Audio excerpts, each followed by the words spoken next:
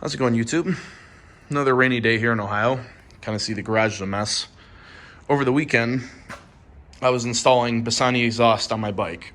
Now, if you watch this channel, you mostly know that I post stuff about Lionel engines, but this is kind of the other hobby that I haven't really showed. This is my 2017 Harley Davidson Breakout.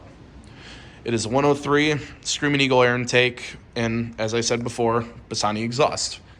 I used to have Magnaflow Generation X's on this bike, and I will tell you that is one of the best sounding pipes I've ever heard. It was loud, it was deep, but the only problem with it with this bike was it was hitting my rear foot peg. When I would put the foot peg down, it was putting a nick in the exhaust and in the bottom of the foot peg. So if you didn't have anyone riding with you, it looked kind of bad. So I went with the Bassanis. Now, before I start the video, I want to give a shout out to Blackhead on YouTube. If you want to see a full tutorial on this, go to Blackhead's channel. He has a full tutorial of him installing them on a 2017 Dyna Lowrider S. He also has a kind of MIG shift tutorial on a 2020 Lowrider S. But the difference between installing them on a Dyna and on a Softail is a little more drastic. On a Dyna, you can install them with the heat shields because the way the battery box is, you have plenty of room. You'll have no issues. On a Softail, the way that the oil tank is, you're kind of in trouble. So what you're going to have to do is remove the heat shields. If you're on a Dyna, you don't have to. You're perfect.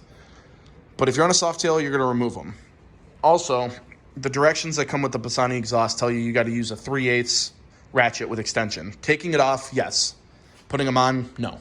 You're going to have to go with a 1/4-inch swivel extension and 1/4-inch ratchets because it won't work. Also, are the gaskets on the bike for the exhaust. If you know anything about working on bikes, specifically Harleys, you know that the gaskets can make you want to pull your hair out. Now, you can go on JMP Cycles. There's a tool called like a Jim's exhaust like gasket tool or whatever, but they want $59.99 for it, which I think is ridiculous.